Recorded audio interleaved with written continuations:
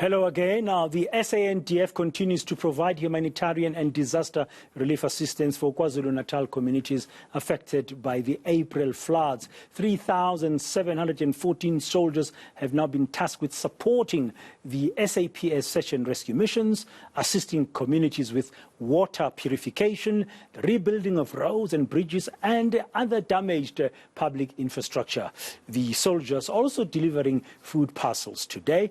My colleague Dasen Thathiah joining us now with more on this story. He's been tracking developments on the ground in KZN. I mean, it's been a good afternoon, Dasen. KZN has been a focus of a lot of relief efforts, emergency relief at national level, NGOs, and everybody playing their part. Now the soldiers also playing their part in KZN. I mean, they've been there. They were deployed post the floods. But in terms of this relief and food support, what have they been doing?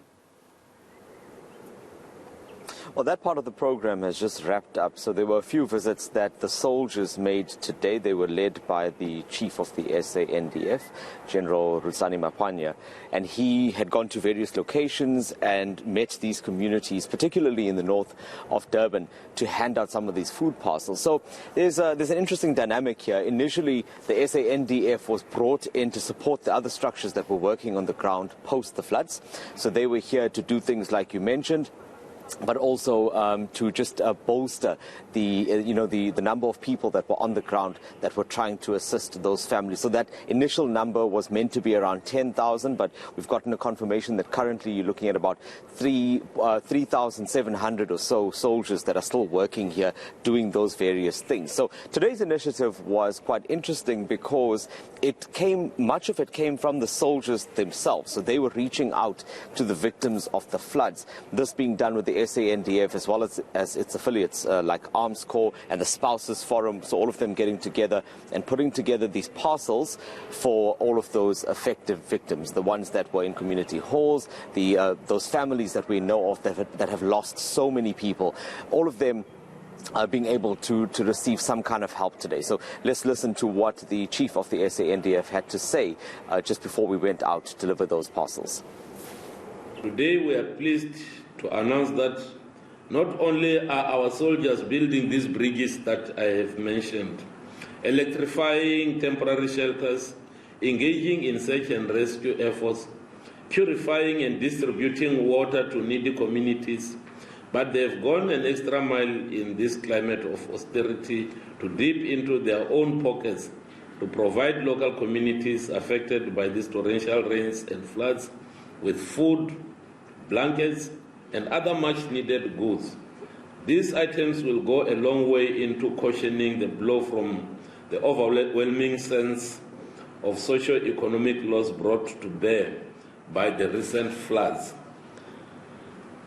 but are in no way enough to make the communities get by. We therefore call upon other good-meaning South Africans to give towards the humanitarian effort here in KwaZulu-Natal and other like afflicted neighborhoods and provinces. You would agree with me when I say in situations like this, a little can really go a long way. The South African National Defence Force would like to commend various aid agencies engaged in efforts to soften the blow caused by the storms and floods in these communities. It's been a long road. I mean, for many people on the ground, it hasn't been affected by the floods. I mean, even in the aftermath, we still have families who are displaced, who are in shelters. You've had an opportunity to speak to some of the people who are still really struggling to live, let me call it, a normal life, no matter what that means. And it's always going to be difficult for some of those families, considering the loss that they experience, not just their goods and their homes, but also the family members that they will not be getting back. So many of them washed away. 3 of those families that you would know about, the Kumbi family, the Mhlalose family, as well as the Ntuli family, those were stories that we covered during the KZN floods. with the Mhlalose family, about 10 members of that family being washed away. Only one now has not been recovered yet. So the pain there that one of the surviving relatives is feeling is great. She was there, as well as those other families from the other relatives from the Kumbi family, for example, where they lost 3 children. So they were part of the ceremony in Umzinyathi. That was where some of those goods were handed over. And they were saying to me that there are still difficulties that they face. For example, with the Mhlalose family, one of the kids that's there doesn't have a birth certificate because it was washed away. So they are now in the struggle of trying to get those documents to try to get a child support grant. And there are all sorts of challenges that have come up. Also, there are the issues around things like diapers and food. So the initiative like today will go some way towards helping them. But let's listen to what the Kumbi family had to say about their struggles in the aftermath of the floods. Well, we haven't been managing very well because in the beginning of the second month, the search and rescue team came and they told us that they can't do anything because there's a lot of water underneath and the dogs can't do anything with that. What we need now is help from the government. So we haven't received any help from there on. We've been going ourselves trying to dig like we're doing nothing actually.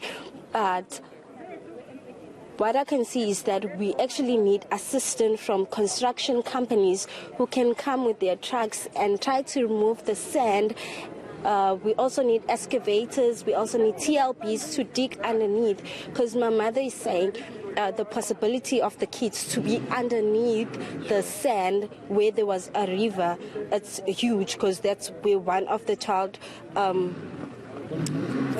slipped in her arms. So that's what we need right now. It's more help from the government, from the construction companies, anyone who's offering to help us. We need help. We're begging you, please.